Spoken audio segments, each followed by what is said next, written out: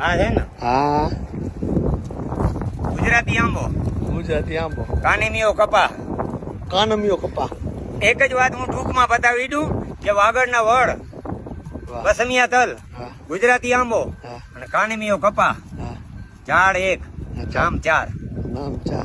આ પેલે આપડા વડીલ કહેતા કે ઝાડ એક ને નામ ચાર, તો ઈ આનો આ જો આ કેરી છે આંબાના જેવી, પછી આમાં બુ નીહરે અને બિયારણ નીહરે, ઈ પસમિયા તલ જેવી હોય, બરાબર. હવે ગુજરાતી આંબો, કાનીમીઓ કપા, આમાં બુ નીહરે, કાનીમના કપા હુંવાલો એકદમ રેશમી રાજપાલા એવો નીહરે. પછી ગુજરાતી આંબો, કાનીમીઓ કપા અને આ વાગડનો વડ ને પસમિયા તલ. વાહ વાહ. અંદર થી જે તલ છે હા ઓમ બિયારણ આનું, પણ આમ તલા જેવું નીકળે.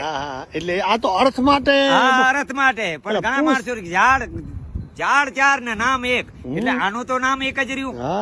અને ઝાડ ચાર ભેગા કીધા. આમાં જુઓ વડના પાન હોય, આ તો આ નાના છે આ પડતર જમીનમાં, પણ અમુક પાન મોટા હોય વડના પાન જેવો. આ વેવાઈ આમ જાય ને તો અર્થ બોરા વઢે. અર્થ બોરા આ હીએ રાખ્યા એવું જૂનું ઓઠો.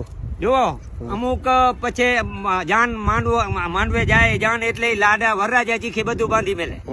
પછી એમાં જો છોડનારો હોય તો શું કે ખબર હે કે વાડામાં વાળુકલો માય ઘોડાની ગમણ, ઘોડે દીધી બાઈયારી બત્રી, બોરામ ફટાણા દે, સોકડી બાંધી છત્રી. હવે જાનમાં છો હમી માંડવે સોકડી છત્રીસ, સોકડી એટલે દીકરી કાંઈ છત્રીસ તો હોય નહીં, પણ 36 ને બાંધે કે વાડામાં વાળુકલો માય ઘોડાની ગમણ, ઘોડે દીધી બોરામ ફટાણા દે. વાડામાં વાળુકલો માય ઘોડાની ગમણ, ઘોડે દીધી બાઈયારી બત્રી કે બોરામ ફટાણા દે, છોકરીઓ બાંધી 36. હકીકતમાં હામા વાળા ભલે બાંધે, અમુક છોકરાની બાંધી મેલે, કાચા ધાગાથી બાંધે. પછી કે આ છોકરાની કે તમારા બાંધી મેલ્યો છે કે આ છોડજો નહીં ને હવે આનું અરથ દ્યો. એમાંય અરથ દેનારા એમાંય અરથ દેતા હોય કે જેની પરણે આપણે ઘીના કે દાણ કરો ને ઓલું કરો ને તે કરો, પણ ઘીના દાણ જાનૈયા દેતા હોય. હા કે જેની પરણે સીતારામ તેની કીધા અમે ઘીના દાણ, હવે મહેરબાની કરીને અમે ખાવા દો.